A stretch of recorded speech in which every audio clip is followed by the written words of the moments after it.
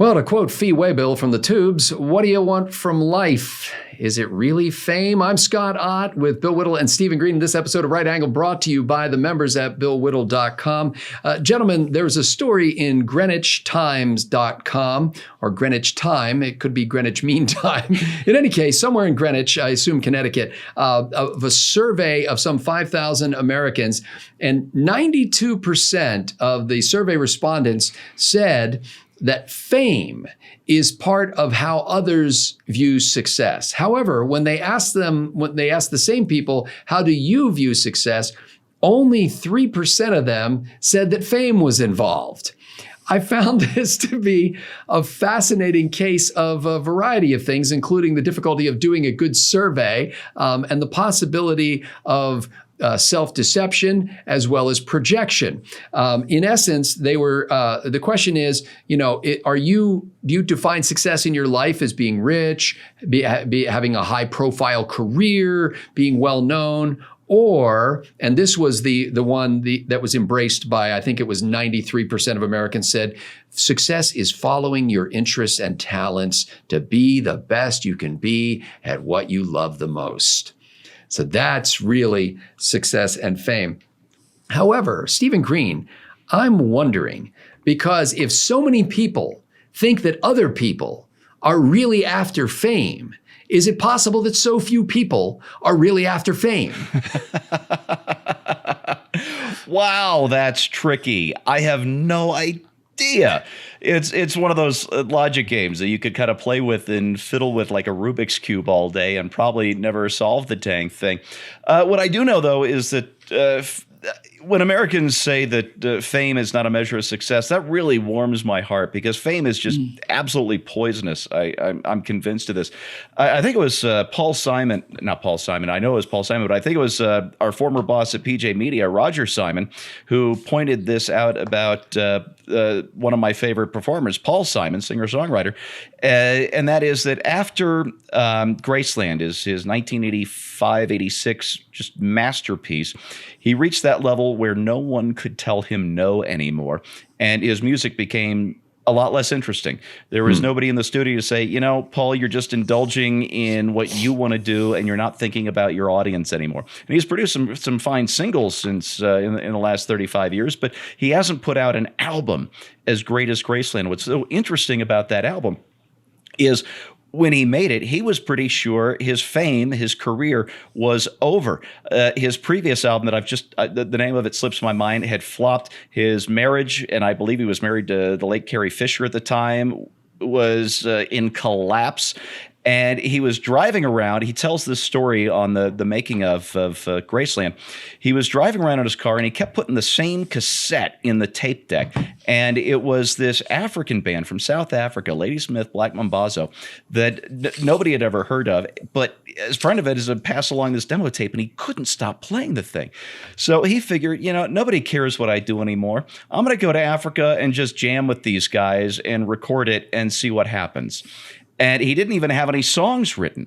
He jammed with these guys for weeks and then went back to the United States sort of desperate and managed to produce the absolute masterpiece of his career, writing lyrics around the music that came out of these jam sessions in South Africa. It's really just a thing of greatness. I think when you give up pursuing fame, or you think you've lost fame and you just have kind of a what the hell attitude, is when you produce your best work.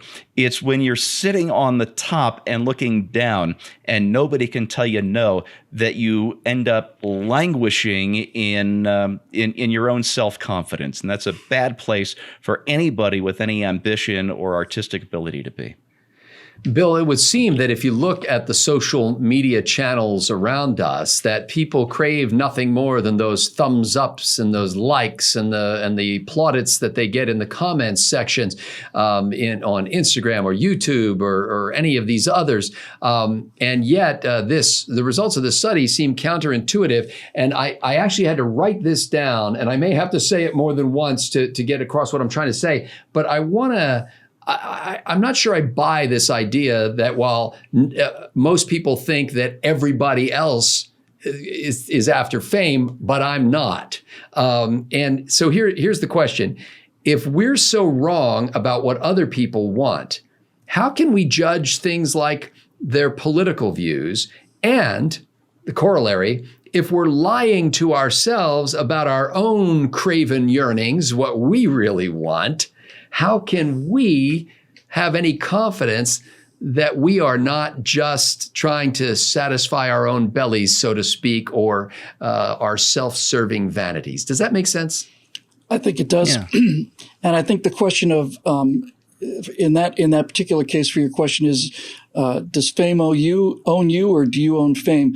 Twain was saying, and this was in a far, far, far less celebrity-driven, popularity-driven age. I mean, this is the age of print media.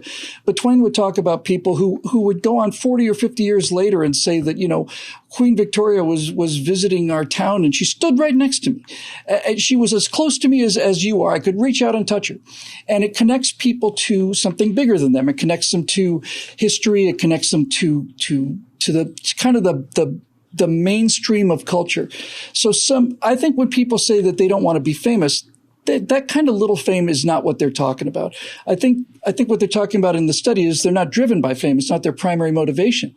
Our friend Orson Bean said something on a show, on an interview we did with him several years ago. I thought it was brilliant. He said, "I'm not famous. I'm famish." That's a great and word. that means I can occasionally get an invitation or a table or something, but I don't have to worry about being mobbed and so on. I have a friend of mine who was a limo driver in Orlando, and Steven Spielberg was down there frequently when Universal Studios was opening there. He drove Steven Spielberg many times. Spielberg could not ride in the same car as his wife and children. He had the bodyguards had Uzis underneath their jackets. Who wants to be that famous? Yeah. It's no. So there's that. The thing that's interesting about the fame thing is it can often destroy you. And if you are not a person who seeks fame, if you're not one of these people, and when I say fame, I'm talking about the kind of fame that can also come from like Ivy League schools, a kind of elitist kind of a thing, right? Well, I went to Harvard and you didn't. And then that's that kind of inside the club kind of thing. Had very good opportunity to interview Peter Robinson, who wrote 300 speeches for Reagan, including the line, "Mr. Gorbachev, tear down this wall." And we discussed the idea that the only two presidents in the history of the Cold War who ever really saw the Soviets for what they actually were was the one who started the Cold War and the one who ended the Cold War, Harry Truman and Ronald Reagan. And they were the two that came from just, one didn't go to college. The other one went to Aurora. Wasn't it Aurora? Eureka. I think, Eureka. I always get that wrong. Went to Eureka College and so on. These people were not inside the fame bubble or inside the insider bubble. And they had what you're describing in this study. They had a commitment to what's real, the actual real world. What does this consist of? And then just the final thing I'll say about this is when you said what many Americans say they're looking for, I forget exactly how you phrased it, but doing their utmost or so on. Follow your interests and talents and be the best you can be at what you love the most. As it turns out, that is essentially verbatim for the Greek definition of happiness, the classical Greek definition of happiness. When people would think about things for hundreds and hundreds of years and do nothing but think about things, the Greeks had a definition for fundamental happiness, and that definition was using all of your abilities to their fullest measure. That's what they considered to be happiness, was taking whatever skills you have and using them to maximum ability. That's what makes you happy. If you're a farmer, being a great farmer, being a better farmer than the next guy is happiness. And I think that's spot on, absolutely dead on accurate. I've known several famous people and I've known many people who aren't famous. And I would much, much, much rather hang out with the people who come in and empty the garbage pails here in the office than most of the people who are sitting at, Spago's in Hollywood. They're just better people. And that is a very, very reassuring thing to hear in terms of the overall health of our culture. Well, three things came to my mind when I read about this study. The first is that when I was a much younger man, I know it's hard to imagine me being younger than I am now, but when I was a much younger man, I used to say that I want to be so successful that my picture will be in the dictionary. Because, only a few people have their picture in the dictionary. And for those of you who wonder what a dictionary is, look that up on the internet. And so the second thing is, I want to openly confess that I desperately want to be famous. And I'm glad I'm not. I had enough of a taste of running for local office to see the cesspool that you have to swim through to even have some modicum of notoriety on a local level. And the whole time that I'm engaged in that process of what people thought was, wow, he's running for office, he's going to be a big shot and everything, the whole time I am swimming through the cesspool, I'm just thinking, keep your mouth closed. Keep your mouth closed. You don't open your mouth while you're swimming through the cesspool. And so, and then finally, a little anecdote that actually happened to me once. Years ago when I used to write this satire website called scrappleface.com, Rush Limbaugh picked up on some of the PC. I'm dropping names right here. He picked up on some of my stories, and he picked up on them because I was relentlessly sending them to him. And so let's be clear about this. So this is how they came to his attention. And so I'm in the car one day driving along, listening to Rush Limbaugh, and my daughter, who's now 25 years old, was sitting in her car seat in the back, and we no longer make her sit in that. But she's listening to the radio too, and Rush Limbaugh reads one of my stories from Scrappleface. And then he mentions that this is from Scott Ott at Scrappleface. Wow. And my daughter from the back seat of the car says, "Daddy?" And I said, "Yes, honey." She goes, "Are you famous?"